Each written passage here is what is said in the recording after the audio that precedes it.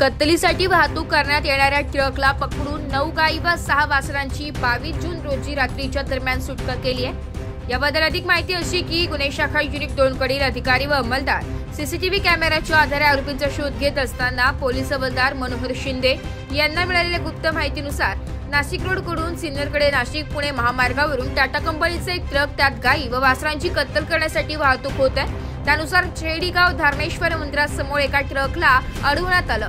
ट्रकची झडती घेतली असता त्यात 9 गायी व 6 वासरू आढळून आले। वाहन चालक बिलाल उस्मान मरेडिया व महेंद्रसिंग जगतसिंग जाधव दोघे राहणार गुजरात यांना ताब्यात घेण्यात आले। अधिक विचारपूस केली असता त्यांनी गुन्ह्याची कबुली दिली आहे। पुढील तपासासाठी त्यांना नाशिक रोड पोलिसांच्या ताब्यात देण्यात आले। सदरची कामगिरी गुन्हे शाखा युनिट 2 कडील सहाय्यक पोलीस निरीक्षक हेमंत तोडकर, सहाय्यक पोलीस निरीक्षक डॉक्टर समाधान अहिरे, पोलीस उपनिरीक्षक यशवंत बेंडकुळी, शंकर काळे, विलास गांगुर्डे, प्रेमचंद गांगुर्डे, मनोहर शिंदे, सुनील आहेर, चंद्रकांत गवळी, वाल्मिक चव्हाण, संजय पोटिंदे, प्रवीण वानखेडे, सुनील खेरनार अशांनी यशस्वीरित्या राबवली आहे। ब्युरो रिपोर्ट, नाशिक लोकशाही।